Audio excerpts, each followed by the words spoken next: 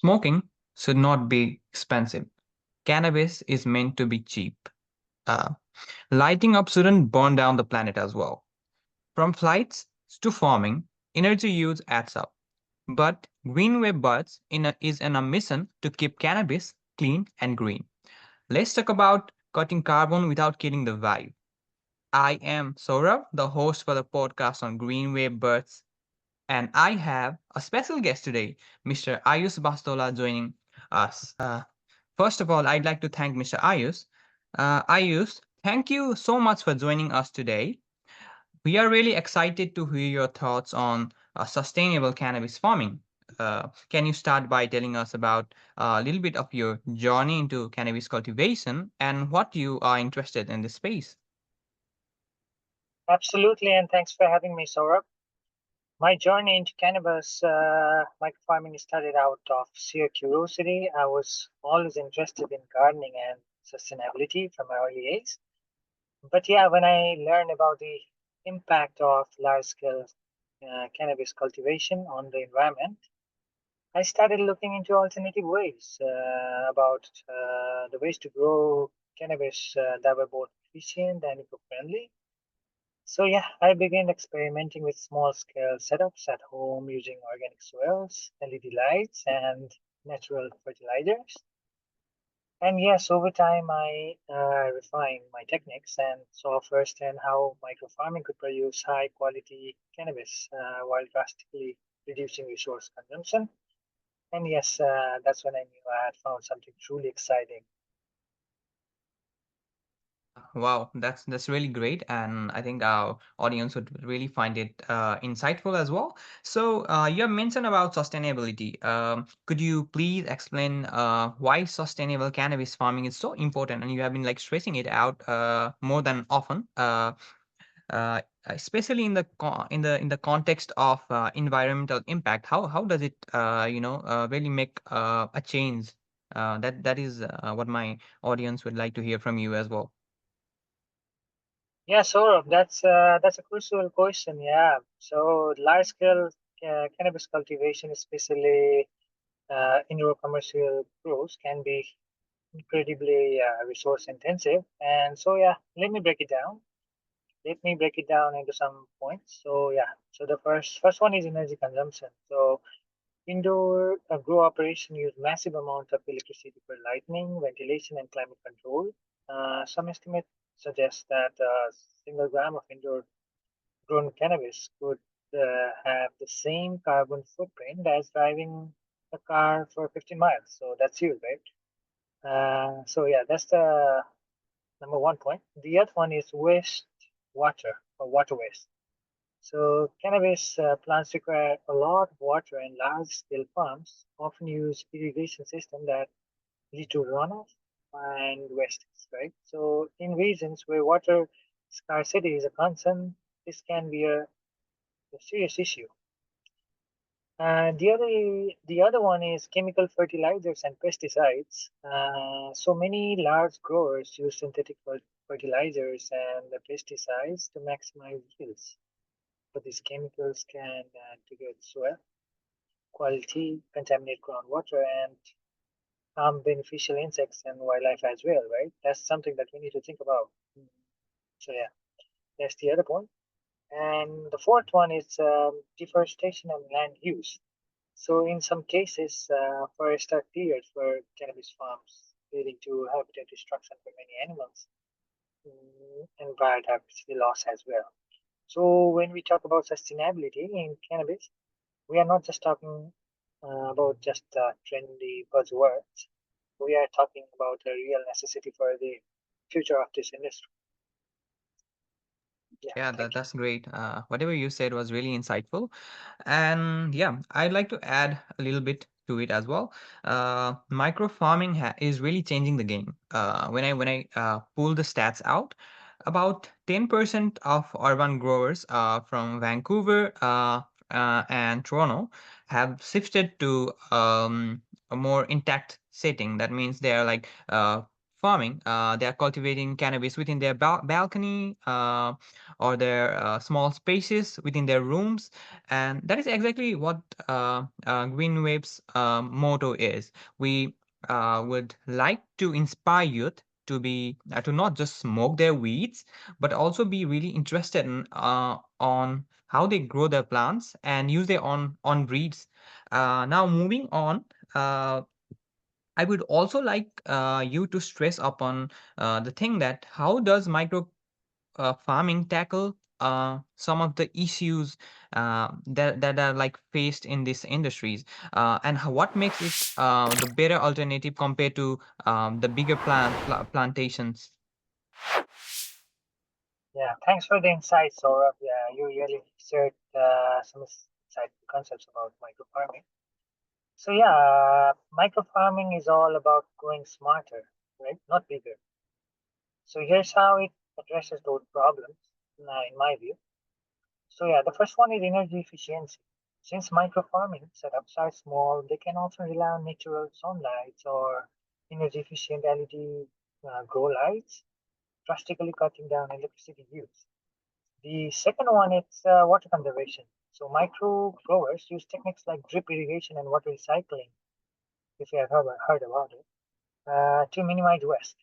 Some even use hydroponic or aeroponic systems that use 9% less water than soil-based growing. The third one is organic and sustainable practices. Instead of using synthetic fertilizers, microgrowers use organic compost, uh, worm castings, and natural amendments to maintain soil health. Yeah. Mm. Then the next is small footprint and big quality, right? So by focusing on a few high quality plants instead of mass production, micro farmers can fine tune their process and produce superior cannabis without harming the environment. So yeah, so those are a few points to consider when talking about micro farming. Yeah. Yeah, that is really insightful as well. And I would also like to talk about tools that are required for micro cultivation. We at Green Wave Birds, we do provide lots of kits. We have the Green Wave Bird starter kits, which contains all kind of natural fertilizers, the different kind of non GMOs, marijuana seeds, and different breed of plants that you can grow on your own. And apart from them, we also do have our own eco-friendly hydroponics. We have got all of these products within our product line, and also to add to it, where we sell marijuana oil as well, and also some kind of edibles like gums and gums and other edible goodies as well.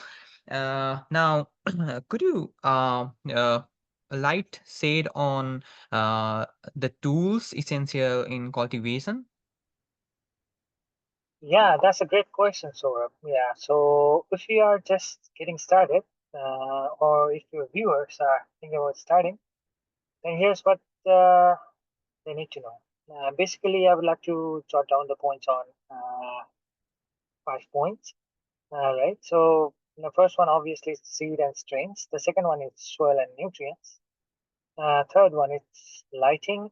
Fourth, water system, and finally it's ventilation. So when these five things combine all together, can help produce very good cannabis, in my view. So yeah, let me explain first the seed and strains. So not all cannabis strains are ideal for microfarming. I recommend growing with auto-flowering or indica dominant strains because they tend to be more compact and require less maintenance. The other one is soil. So go for organic living soil. It's packed with beneficial microbes that help plants grow naturally. And if you are using hydroponics, choosing organic nutrients solutions, yeah, is best. So yeah, the third one is obviously lighting, right? So it's very crucial for the development of cannabis. So if you are growing Indoors, investment in full spectrum LED grown lights. Invest in those lights. They use less energy and produce less heat than traditional lights. And yeah, this can be really a game changer. And the fourth one is watering system. No one can obviously survive without water, right? So, but the thing we need to be careful about is over watering is a common mistake. So use a drip irrigation system, right? Drip, drip, drip, or water sensors to ensure your plants get just the right amount. For the small cultivation, water sensor might be a little of investment, right? So yeah, just following the drip irrigation system might be useful. And finally, the ventilation. Even though it seems a common thing, but it's a very vital for the growth of cannabis. So good airflow is key to preventing mold and pest, right? So even for small setups, a simple fan or open window can make a big difference. So yeah, starting small, maybe with just two or three plants, but it's the best way to learn without overwhelming yourself. Yeah. Uh, well, for personal use, I think it's really best.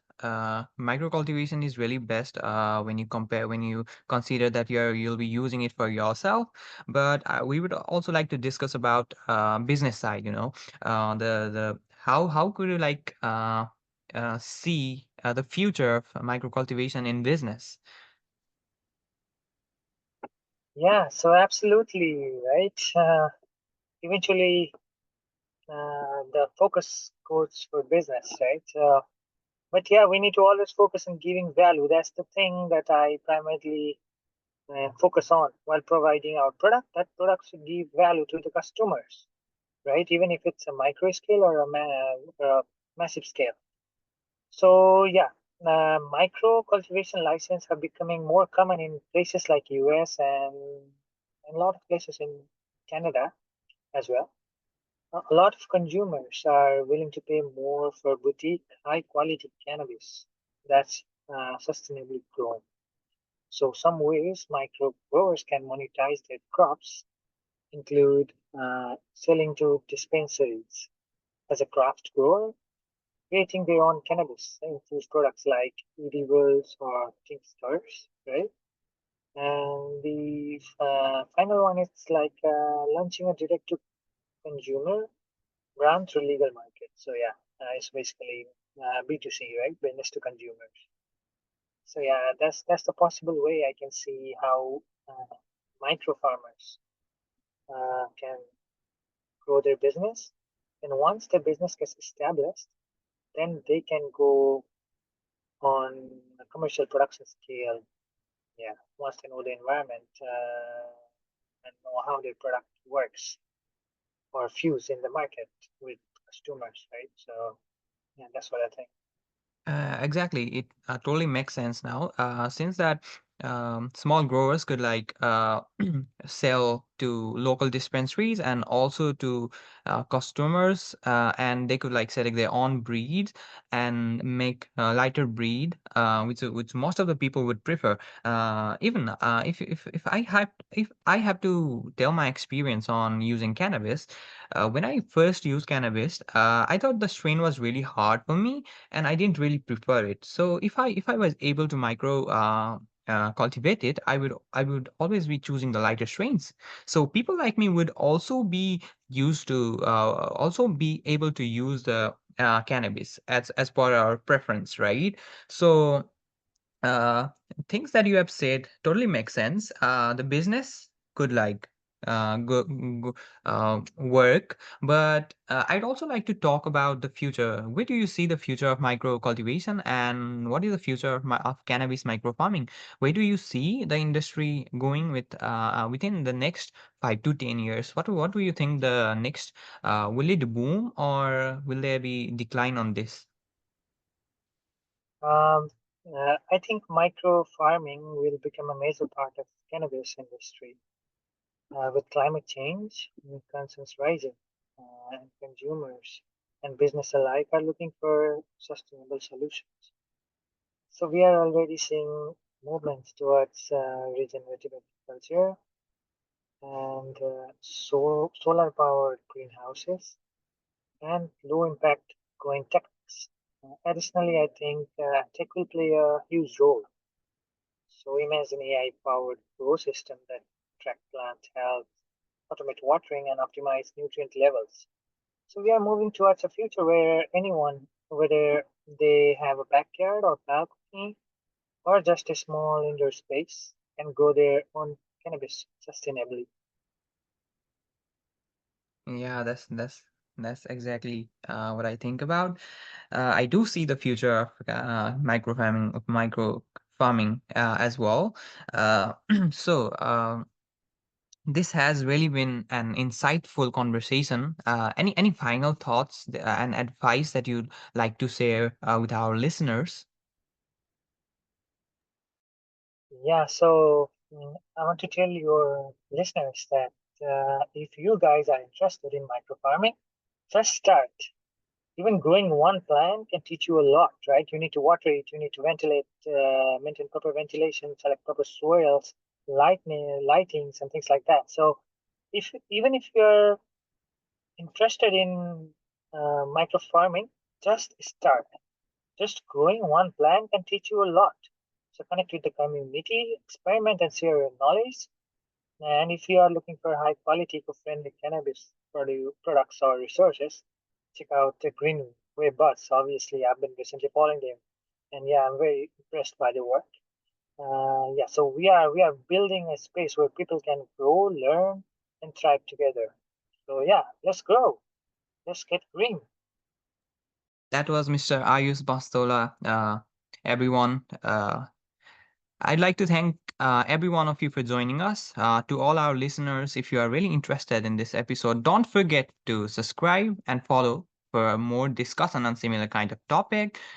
Shout out to Mr. Ayush Bastola, who is one of the leading micro farmers in from Vancouver. He's from Vancouver, and he has been doing this micro. He has started his micro journey, micro cultivation journey for around like 3-4 years now.